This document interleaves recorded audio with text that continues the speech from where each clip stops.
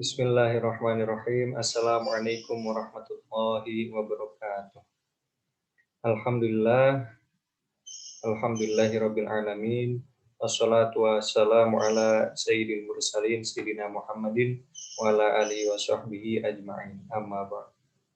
Alhamdulillah, segala puja dan puji syukur kita haturkan kehadirat Allah Subhanahu wa taala yang berkat karunia-Nya kita diberikan begitu banyak nikmat sehingga tidak bisa dan tidak akan bisa kita hitung apalagi membalas nikmat-nikmat tersebut.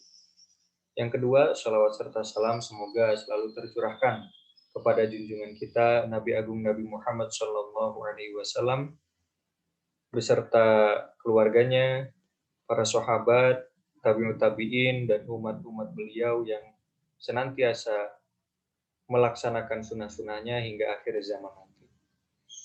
Nah, alhamdulillah, insya Allah pada kesempatan kali ini saya akan menyampaikan dua kisah, sebuah hadis dan dua qaul atau dua perkataan ulama. Yang pertama, insya Allah semua ini berkaitan dengan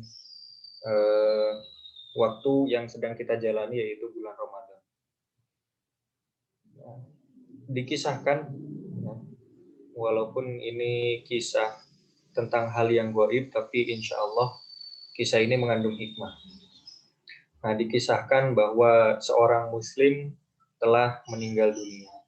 Sebagaimana muslim-muslim yang lain atau orang-orang yang lain yang meninggal, muslim ini dikuburkan dengan layak.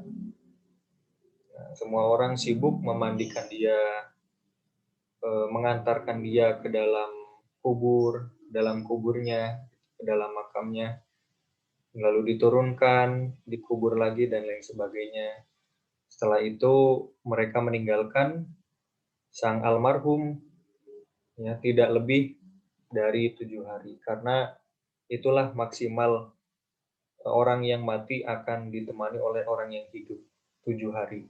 Setelah 7 hari, kalaupun masih ada, tidak semua orang akan terus-terus mengingat dia, sebagaimana sifat asli manusia bahwa kita tentu akan disibukkan oleh berbagai hal, baik itu duniawi ataupun ukhrawi. Nah, singkat kata, semua orang mengingat sang almarhum, mengurusi dan lain sebagainya. Setelah itu, lama-kelamaan pun sudah mulai lupa. Nah, namun ada satu orang yang senantiasa menemani dia dari awal dia menemui ajal hingga di dalam kubur. Nah, bahkan sebagaimana yang telah kita mafhumi bahwa semua orang yang meninggal akan ditanyai oleh dua malaikat yang diutus oleh Allah, yaitu malaikat Mungkar dan Nakir. Nah, dari malaikat Mungkar dan Nakir ini heran, karena ada seseorang yang menemani sang almarhum di sisinya. Nah, lalu sang almarhum pun sendiri merasa keheranan karena dia sudah mati, ya sudah meninggal, lalu di alam kubur, dia bertanya kepada orang ini. Nah, orang tersebut berpenampilan sangat bersih, sangat tampan, sangat baik. Nah, intinya bila kita bisa melihat orang tersebut, yang ada di pikiran kita hanya husnuzon, persangkaan baik gitu. Tidak ada sangkaan buruk ketika melihatnya. Lalu sang almarhum bertanya, siapa kamu? Itu menemani saya dari awal bertemu ajal hingga masuk ke alam kubur ini, ke alam barzah ini. Nah, lalu orang yang tampan, berpenampilan bersih dan serba putih ini menjawab bahwa aku adalah orang yang paling dekat denganmu. Nah, orang yang sang almarhum ini keheranan. Dia tidak pernah bertemu dengan orang ini. Ya, kamu bukan sahabat saya, bukan kerabat saya, ya bukan teman di kelas, teman di angkatan, teman di tongkrongan dan lain sebagainya. Saya belum pernah melihat kamu di dunia, begitu intinya. Tapi kenapa kamu mengaku-ngaku sebagai orang yang terdekat dengan saya? Siapa sebenarnya kamu? Tentu malaikat Mungkar Nakir pun tidak mengetahui siapa ini. Lalu orang tersebut memperkenalkan diri bahwa aku adalah Al-Quran yang senantiasa engkau baca di dalam sholat maupun di luar sholat, baik saat sendiri maupun saat ramai, baik dengan suara keras maupun suara yang perlahan-lahan, di siang hari maupun di malam hari. Aku adalah Al-Quran, karena dahulu di dunia engkau telah memperhatikanku dengan perhatian yang penuh, maka sekarang aku akan membalas perhatianmu dengan perhatian yang penuh. Aku akan menemanimu hingga nanti engkau masuk ke dalam surga yang tinggi. Inilah teman-teman salah satu kisah ya, yang insya Allah bisa menjadi pelajaran bagi kita bahwa Al-Quran adalah syafaat yang paling tinggi. Bahkan syafaat Al-Quran bisa mengalahkan syafaat para rasul ataupun malaikat. Nah, berkenaan dengan hal ini, seorang ulama, ya, Syekh Ahmad Isa Al-Maksurawi pernah berkata bahwa Al-Quran diturunkan oleh malaikat Jibril alaihissalam. Sedangkan malaikat Jibril adalah malaikat yang paling utama. Al-Quran diturunkan kepada Nabi Muhammad SAW, sedangkan Nabi Muhammad adalah Nabi yang paling utama. Nabi sekaligus Rasul yang paling utama. Nah, lalu Al-Quran diturunkan kepada umat Nabi Muhammad SAW, sedangkan umat Nabi Muhammad adalah umat yang paling utama di antara umat-umat Nabi yang lain. Lalu Al-Quran diturunkan di bulan Ramadan, di mana bulan Ramadan adalah bulan yang paling utama di antara bulan-bulan yang lain. Lalu Al-Quran diturunkan pada malam Lailatul Qadar atau Nuzulul Quran, di mana malam itu lebih baik dari 1000 bulan. Yang di mana 1000 bulan itu kurang lebih 83 tahun.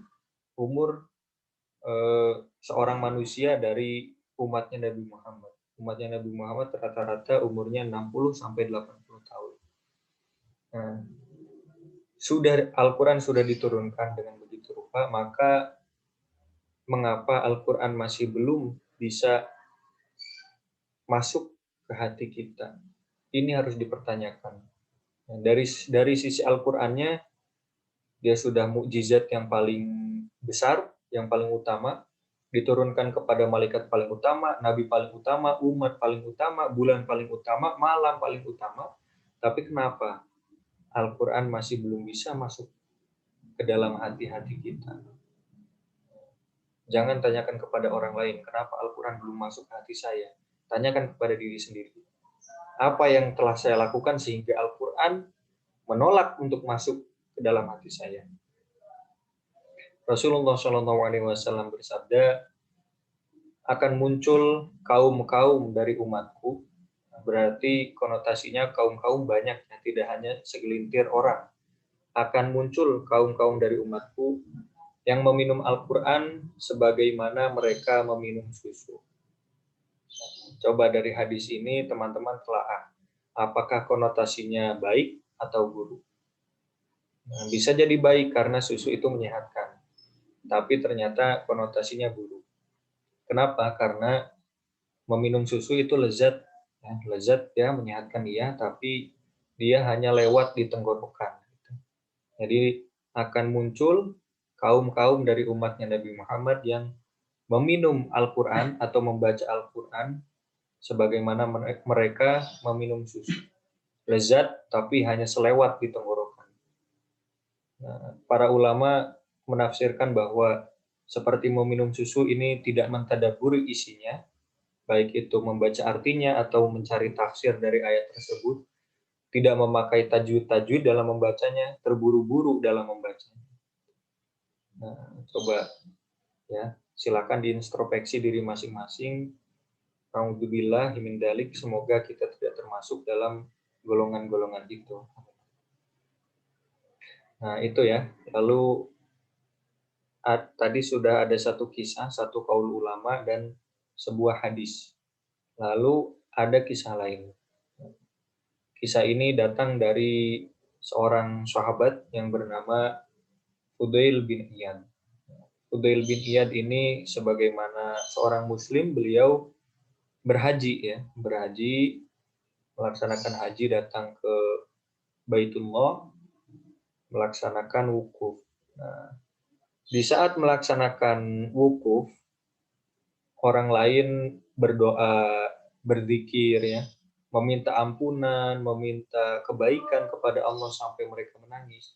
Tapi Fudail bin Iyad ini hanya duduk di atas batu sambil bertopang tangan, bertopang dagunya. Nah, dia berpikir, dalam keadaan berpikir. Nah, lalu kenapa Fudail bin Iyad tidak seperti orang-orang yang lain, muslim-muslim yang lain, berdoa meminta ampun, berzikir kepada Allah Subhanahu wa taala di tanah yang utama, di waktu yang utama. Kenapa Fudail bin Iyad malah duduk diam lalu merenung? Nah, ternyata di balik diamnya beliau ada perenungan yang bisa menjadi pelajaran bagi kita semua juga. Beliau berpikir, perkara dosaku mungkin Allah sudah mengampuni karena Allah itu Al-Ghafur, Maha Pengampun. Bahkan mungkin Allah bisa jadi sudah mengampuni dosa kita sebelum kita melaksanakan dosa tersebut, karena Allah Maha Pengampun, ampunannya maha luas. Namun yang beliau khawatirkan, yang aku khawatirkan adalah di mana posisiku di sisi Allah Subhanahu wa taala. Karena banyak para sahabat yang mati dalam keadaan husnul khotimah, sudah dijamin masuk surga, tapi bersama muslim-muslim yang lainnya. Namun di antara orang-orang muslim yang masuk surga itu, surganya ada tingkatannya. Lalu di sisi Allah pun ada tingkatannya. Beliau bertanya, di mana posisi saya di sisi Allah Subhanahu wa taala? Maka di kesempatan lain, beliau Fudail bin Iyad juga pernah berkata, jika engkau ingin mengetahui kedudukanmu di sisi Allah, maka perhatikanlah keadaanmu dalam hal apa saja engkau sibuk. Kita semua sibuk. Ya, kita mungkin sebagai pelajar sibuk dengan ilmu-ilmu yang sedang kita dalami pada saat ini. Orang tua kita sibuk dengan nafkah, mencari nafkah, ya, mengasuh adik-adik kita mungkin bagi yang mempunyai adik. Para guru juga sibuk menyiapkan kurikulum, lalu metode-metode pembelajaran yang bisa mengantarkan ilmu-ilmu itu kepada kita. Namun, mari kita tanyakan kepada diri kita sendiri, dalam hal apa selama ini kita sibuk? Apakah dalam hal kebaikan atau dalam hal keburukan? Bila kita sudah yakin kita dalam jalan yang benar, maka teruskanlah, istiqomahkanlah. Mintalah kepada Allah untuk diberikan kekuatan agar senantiasa istiqomah. Namun bila kita menyadari bahwa kita berada pada jalan yang tidak dirahmati Allah, maka segeralah bertaubat, karena salah satu kesalahan yang berat adalah kesalahan yang tidak ditaubati. Itu saja mungkin yang bisa saya sampaikan. Insya Allah di luar dari itu banyak hikmah yang bisa teman-teman ambil. Ya, silakan teman-teman ambil sendiri hikmahnya. Saya hanya mengambilkan beberapa hikmah yang terkandung dalam kisah-kisah qaul-qaul dan hadis tersebut. Semoga kisah-kisah tersebut bisa menjadi pelajaran bagi kita, karena kisah adalah selembut-lembutnya nasihat. Nasihat yang bisa masuk ke dalam hati tanpa menyinggung pendengarnya. Begitu pula hadis, insya Allah. Atas perhatiannya, saya ucapkan jazakumullahu khairan katsira. Assalamualaikum warahmatullahi wabarakatuh.